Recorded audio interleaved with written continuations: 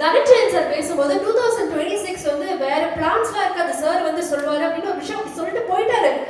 ஆனா அந்த 2026 வேற பிளான்ஸோட எங்க மைண்ட்ல என்னப்பா அப்படி ஒரு மாதிரி போயிடுச்சு. அது என்னன்னு தெரிஞ்சுக்கணும் மாதிரி கியூரியஸா இருக்கு சார்.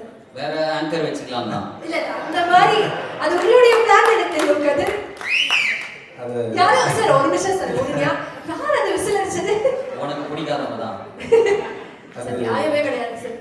அது அரசியல் தான் அப்படின்னு நீங்க நினைச்சிட்டு இருப்பீங்க இல்லையா? அது கிடையாது. அதெல்லாம் இல்லைங்க. எனக்கு அரசியல்லாம் இப்போதைக்கு ஆர்வம் இல்லை. அது வேற ஒரு பிளான்.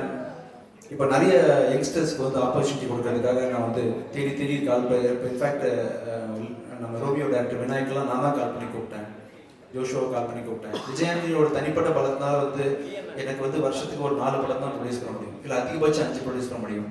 பட் இன்னும் நிறைய பேருக்கு உதவி பண்ணணும், நிறைய புது புது இயக்குநர்களை ஊக்குவிக்கணும், நல்ல நல்ல கண்டென்ட்டை நிறைய லாங்குவேஜஸில் கூட ப்ரொடியூஸ் பண்ண ஒரு ஆசை இருக்குது.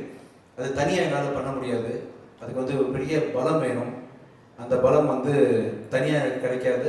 அது விஜயாண்டி ஃபிலிம் கார்பரேஷன் வந்து பப்ளிக் லிமிட்டடாக மாறினா தான் கிடைக்கும். அப்படின்றதுனால